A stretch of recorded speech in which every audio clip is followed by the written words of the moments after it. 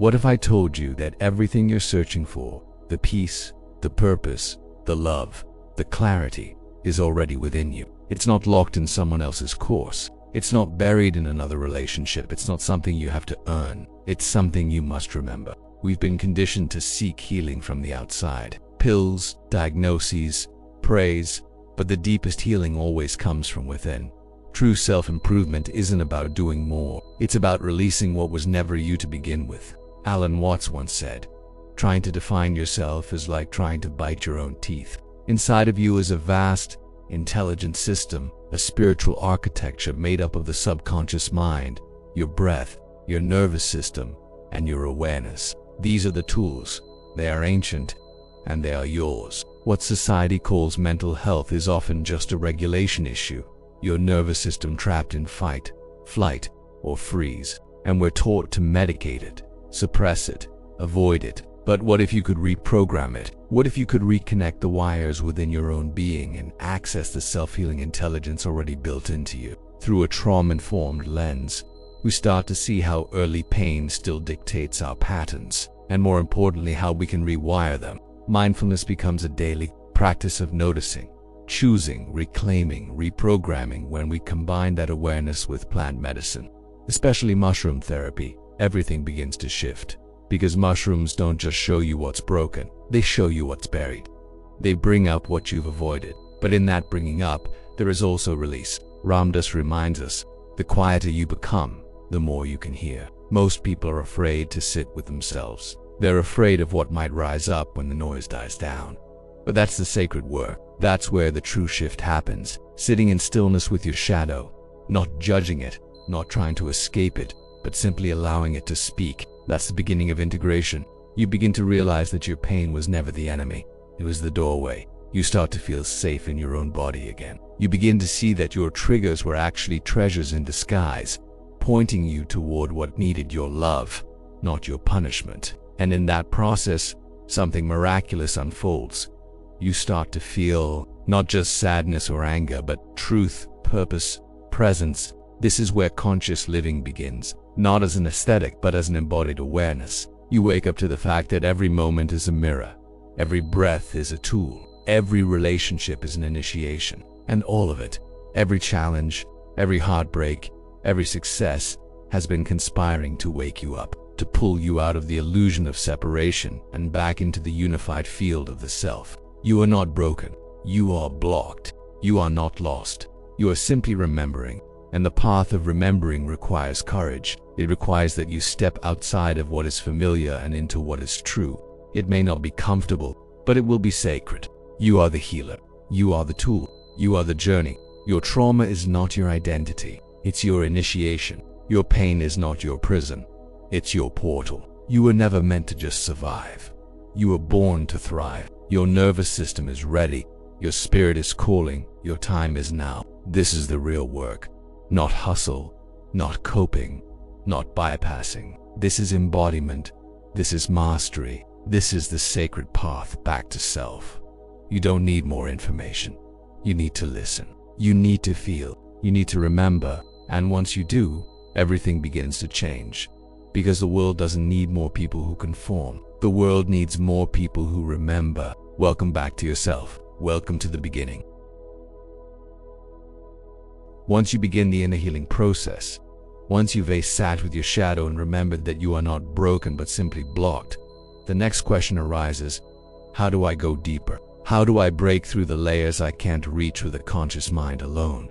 This is where mushroom healing comes in. Plant medicine, especially psilocybin mushrooms, offers a sacred gateway to your deeper truth.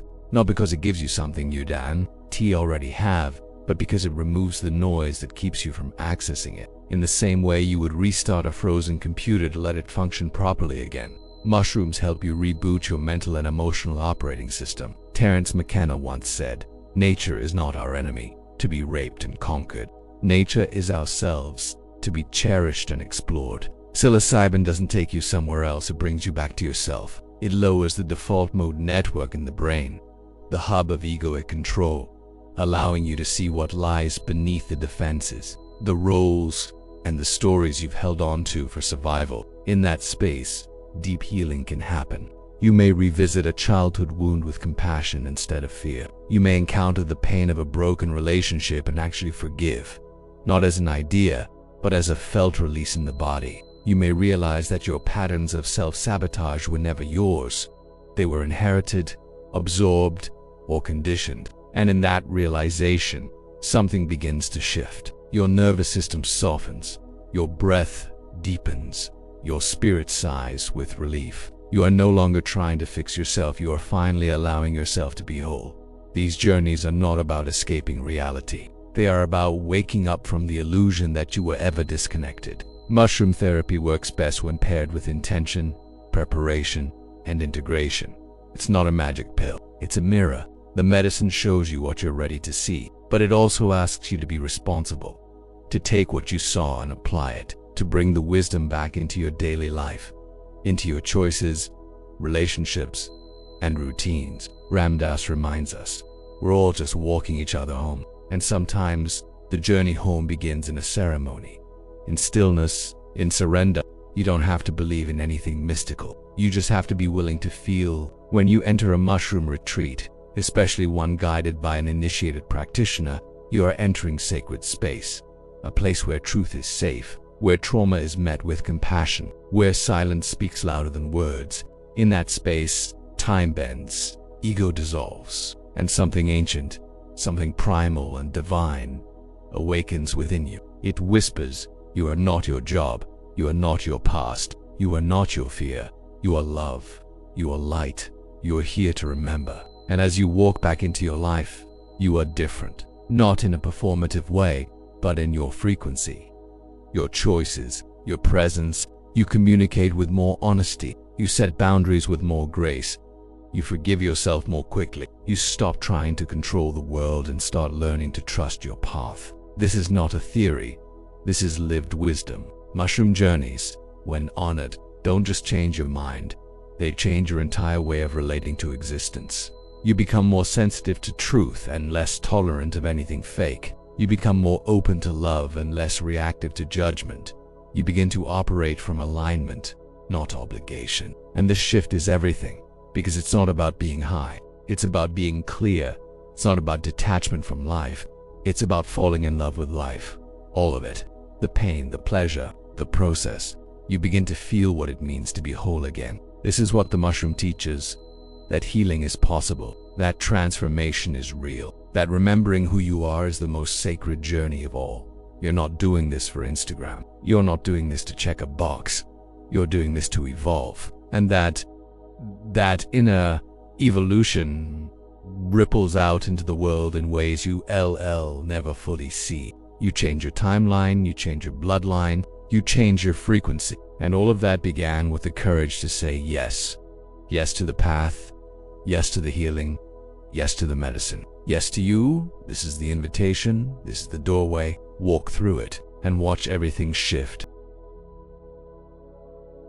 There is a stage beyond healing, beyond integration, beyond personal transformation, a space where the awakened soul is no longer content to just heal. It is called to serve, to guide, to lead, not from ego, not from performance, but from deep, grounded presence. This is where the spiritual warrior is born. Not in a temple, not in a cave, but in the fire of your own life. After walking through the shadows, rewiring your mind, and purging your pain, you begin to carry something new. Not more knowledge, but embodiment. You no longer talk about healing. You are the frequency of healing. You radiate it. Alan Watts said, "Muddy water is best cleared by leaving it alone." The more you fight to change others, the more entangled you become in the very energies you wish to transcend. The spiritual warrior is not reactive. The warrior is responsive, calm, present, awake. You no longer live in fear of your trauma. You understand it now. You see its roots, its rhythm, and its role in your awakening. You've learned the art of sitting in the discomfort long enough to alchemize it. You've learned that tears aren't weakness. They are initiation. You've realized that boundaries are not walls, but bridges to self. And from this place of integration, the call changes.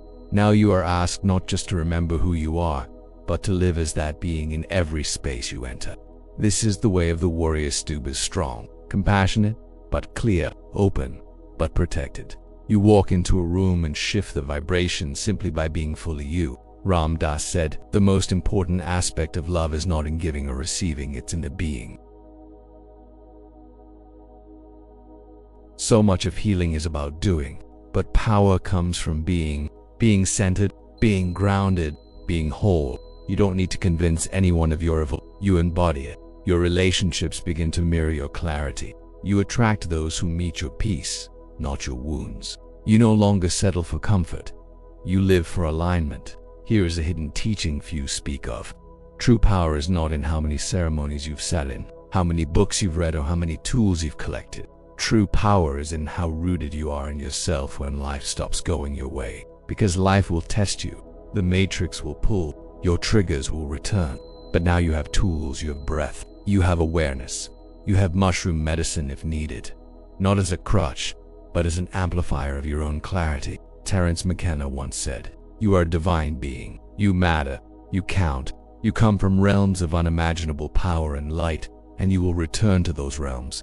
And while you're here to bring that light to earth. The warrior path is a sacred walk of service, not servitude, but contribution. You don't do this for recognition. You do it because your soul won't allow you to hide anymore. You've seen too much. You've healed too deeply. You've felt the truth. You are not your trauma.